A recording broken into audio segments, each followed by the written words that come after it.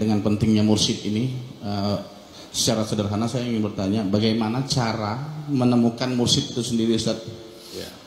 Apakah harus ada ijab kabul antara mursyid, antara guru dengan murid, atau cukup dengan seperti ini, Ustaz?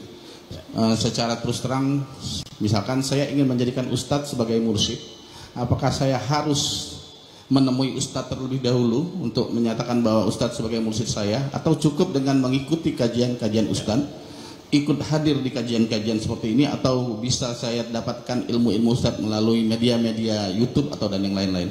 Terima kasih Ustadz. Assalamualaikum warahmatullahi wabarakatuh. Waalaikumsalam warahmatullahi wabarakatuh. Ini pertanyaannya bagus sekali. Jadi gini Bapak Ibu sekalian, mursyid atau murabbiru, sang pembimbing rohani atau ulama sufi yang pakar di bidang ilmu tasawuf ini, maka ada dua bentuk. Dalam kitab Al-Anwar Al-Qudsiyah fi Ma'rifati Qawaidis Sufiyah karangan Syekh Abdul Wahab As-Sa'rani radhiyallahu an, ada murid namanya tabarruk. Dia muridnya itu bertabarruk kepada mursyidnya. Dengan cara apa? Duduk di majlisnya, dia pahami, dia amalkan. Namanya murid tabarruk, ngambil berkah. Bapak Ibu sekalian hadir di sini kajian tasawuf, duduk mendengarkan, pahami, ngamalkan, itu sudah jadi murid, tapi murid tabarruk. Ada yang kedua, kelas tinggi, namanya murid suluk. Murid suluk itu di mana murid tersebut datang kepada mursyidnya itu ingin diakui sebagai murid, ada serah terima. Mursyidnya memberikan talqin dzikir, pengajaran tentang zikir. Terus si murid itu meyakini bahwa mursyidnya itu adalah sebagai pewaris Rasulullah SAW, sebagai sang pembimbing rohani. Nah, ijab kabulnya itu dengan talqin zikir dalam kitab Al-Anwar Al-Qudsiyah. Si mursyid mentalkinkan zikir kalimah la ilaha illallah. Ini diajarkan oleh Nabi, yang diriwayatkan oleh Imam Ahmad, diriwayatkan oleh Imam Al-Bazzar. Nabi mentalkinkan zikir. Nah, yang awam tahu talqin zikir itu kalau ada orang mau meninggal, betul gak? Hadisnya laqinu mautakum, orang ini mau sakaratil maut. Nabi mengajarkan laqinu mautakum, talkinkan, ajarkan kalimah la ilaha illallah kepada yang akan meninggal dunia. Atau talqin zikir sudah dikubur, lupa ada talqin zikir masih hidup.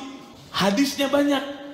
Talqin zikir itu Nabi mengajarkan kepada para sahabat talqin zikir dengan dua cara. Pertama, jama'i, berjamaah seperti ini. Mursyidnya mentalkan zikir la ilaha illallah, semua muridnya mengikuti la ilaha illallah. Itu menghubungkan hati mursyid dengan muridnya.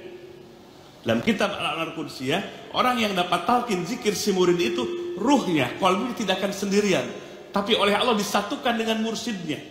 Kekuatan spiritual. Ada imam di hati muridnya. Siapa? Mursyidnya itu.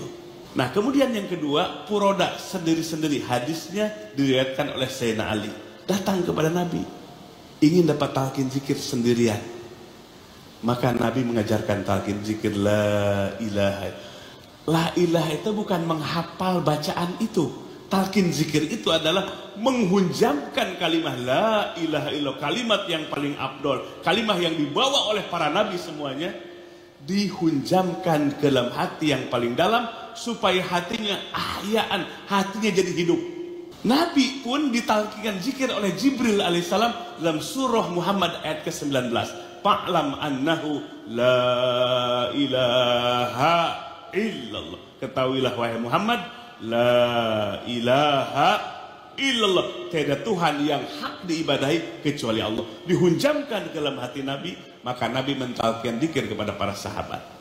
Itulah cara supaya jadi murid, murid suluk. Setelah dapat talqin zikir itu, hati murid tidak sendirian lagi, tapi dibersamakan dengan mursyidnya. Mursyidnya dibersamakan dengan mursyid sebelumnya, mursyid sebelumnya, mursyid sebelumnya, sampai kepada hadrah Nabi Muhammad sallallahu alaihi wasallam. Itulah makna dari ayat ya ayyuhallazina amanu kunu ma'as shadiqin. Perhatikan ayat ini. Hei orang yang beriman, jadilah kalian semua bersama dengan orang-orang yang sodik. Siapa orang sodik itu?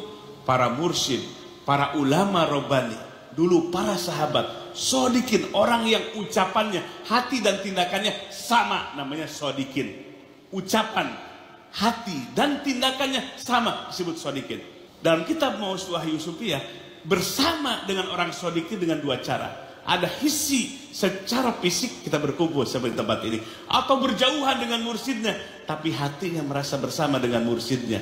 Itu mengamalkan ayat ya ayyuhalladzina amanu kunu ma'as-shodiqin. Perhatikan Bapak sekalian, anak muda nih lagi gandrung dengan pemain apa tuh Korea itu, K-pop. Nah itu kalau hatinya terpaut dengan apa? Terpaut dengan artis-artis Korea, kira-kira di rumahnya banyak gambar apa enggak? Terus nanti pakaiannya ngikutin apa enggak? Ngikutin apa enggak? Cara jalannya ngikutin apa enggak? Ngikutin terus. Kenapa? Ada di hati. Seorang murid jamaah yang punya mursyid, pembimbing rohani, dia akan ada di hatinya mursyid itu, sehingga dia akan ikuti bagaimana guru sholatnya, bagaimana guru berpuasa, bagaimana guru berbicara, bagaimana ketawaduannya, bagaimana akhlak mulianya, akan diikuti terus. Itulah pentingnya makna ya ayyuhalladzina amanu kunu ma'as-shodiqin. Orang yang beriman, hatimu jangan kosong, bersamalah dengan orang yang sodik. Maka Allah yang menyatukan hati dengan mursyidnya, dengan ulama sufinya, sehingga hatinya akan terus terjaga dan terbimbing selalu menuju kepada Allah. Itulah namanya murid suluk. Jadi lebih hebat lagi kalau murid suluk itu.